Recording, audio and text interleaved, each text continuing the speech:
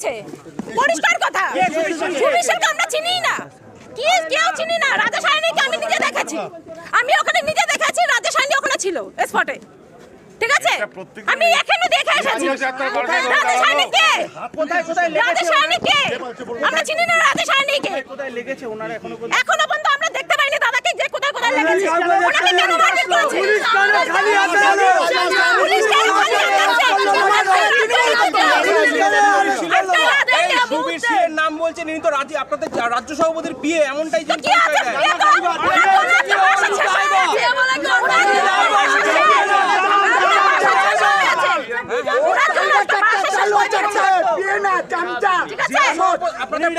জেলা সভাপতি আক্রান্ত, তাকে হাসপাতালে না নিয়ে থানায় কেন নিয়ে আসা হলো?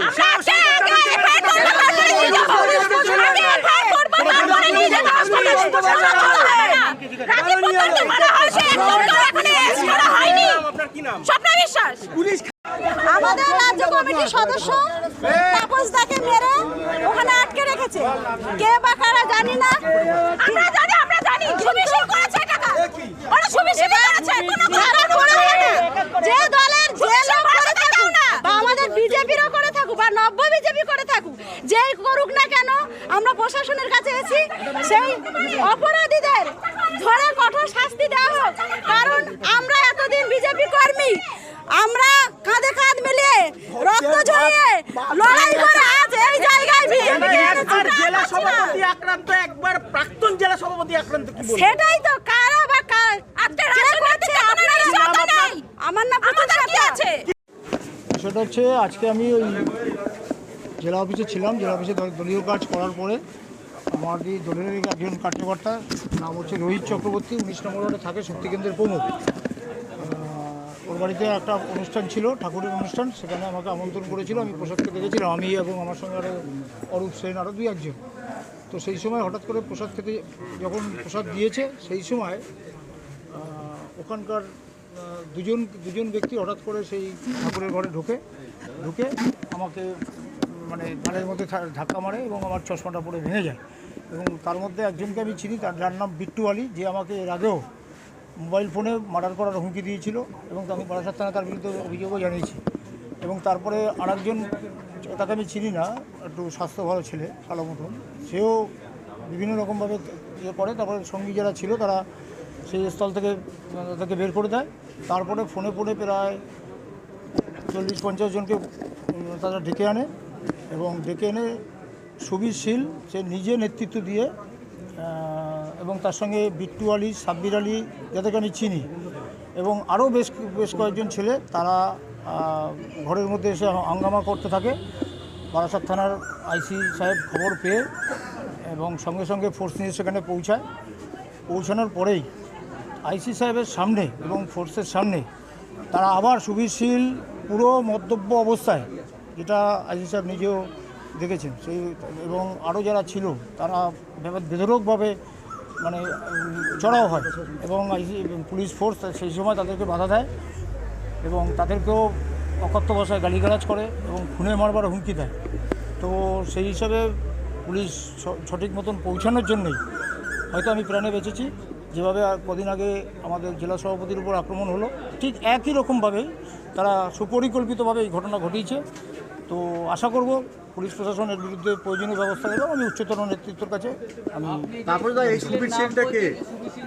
বলতে পারবো না, তবে ওনার সঙ্গে সবসময় থাকেন, রাজ্য সভাপতি সমিতির সঙ্গে সর্বক্ষণের সঙ্গী, পিএ কিনা আমি বলতে পারবো না। আপনি কি রাজীবের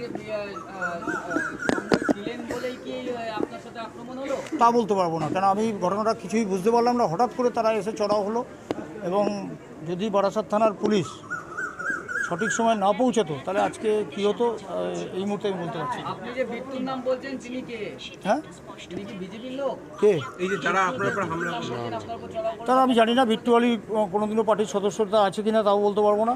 এবং সাব্বির আলী তিনিও ছিলেন, তাকেও আমি দেখেছি যখন পুলিশ প্রশাসন আইসি সাহেব যখন ফোর্স নিয়ে যায় এবং সুবীর নিজে অকথ্য ভাষায় গালিগালাজ করেন এবং পুলিশের সামনেই মারতে উদ্যত হন এবং পুলিশ স্বাভাবিকভাবে যেটা করার তারা করেছেন, রেস্কিউ করে আমাকে থানায় নিয়ে এসছেন। আমি ওদের বিরুদ্ধে অভিযোগ দায়ের করেছি। এখন পুলিশ প্রশাসন বিজেপি ক্ষমতায় আসার পরে তারপর 10 দিনের মধ্যে আপনার উপর আক্রমণ, জেলা সভাপতি আক্রমণ হওয়া 10 দিনের মধ্যে, এইভাবে যদি পুলিশ প্রশাসন কোথায় তাহলে পুলিশ প্রশাসনের ভূমিকা? আপনারা সরকার করার পরেও আপনাদের উপর হামলা হচ্ছে। মাননীয় মুখ্যমন্ত্রীর কাছে আমি এই ব্যাপারে কালকেই ব্যাপারটা জানাবো, যেভাবেই হোক। তার সঙ্গে আমি প্রয়োজন আমি তার সঙ্গে নবান্নে দেখা করবই, যদি উনি নবান্নে থাকেন।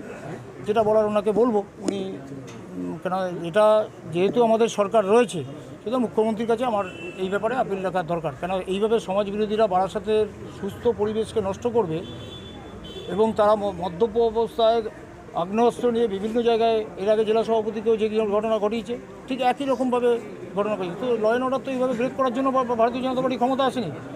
সুতরাং আমরা অবশ্যই এই ব্যাপারে আমি রাজ্য এবং কেন্দ্রীয় নেতৃত্বের কাছে অবশ্যই এই ঘটনাটা জানাবো। বিজেপির হাতে বিজেপি আক্রান্ত হচ্ছে, এই ঘটনা কেন বারবার ঘটনাটা নিন্দনীয়। কেন হচ্ছে না হচ্ছে তারাই বলতে পারবে। পুলিশ প্রশাসন যদি তাদেরকে গ্রেপ্তার করে বা কেন করেছে সেটা যদি জানতে পারে। বিজেপিতে কি তাহলে সমাজ বিরোধীরা ঢুকেছে? 4 তারিখের পরে যেটা ঘটেছে সারা শুধু বারাসাত না, সারা পশ্চিমবঙ্গ জুড়ে মাননীয় রাজ্য সভাপতি এবং মাননীয় মুখ্যমন্ত্রী নিজে বলছেন যে তারা 4 তারিখে 12টার পর্যন্ত যারা তৃণমূল ছিল তারাই আজকে গেরুয়া আবির মেখে বা তারা 1 মাস আগে তারা বিজেপিতে তারা মানে সঙ্গে যোগদান করে তারা এই ধরনের ঘটনা ঘটাচ্ছে। এটা শুধু আমার কথা না, এটা মাননীয় রাজ্য সভাপতির কথা, আমাদের অন্যান্য নেতৃত্বের কথা, মুখ্যমন্ত্রীর কথা। তা আমি রাজ্য সভাপতি এবং মুখ্যমন্ত্রীকে বলবো, পরপর যে দুটো ঘটনা ঘটলো, জেলা সভাপতি রাজীব পোদ্দারের উপর যেভাবে প্রাণঘাতী হামলা হলো এবং আমার উপর আজকে যে ধরনের আক্রমণ করার চেষ্টা করেছিল দলীয় কার্যকর্তারা, সঙ্গে সঙ্গে ফটো পেয়ে যেভাবেই হোক বারাসাত থানাকে এবং প্রশাসনকে আমি ধন্যবাদ জানাবো। তারা সঠিক সময় পৌঁছানোর জন্যই হয়তো আমি এই থানার সামনে আপনাদের সঙ্গে কথা বলতে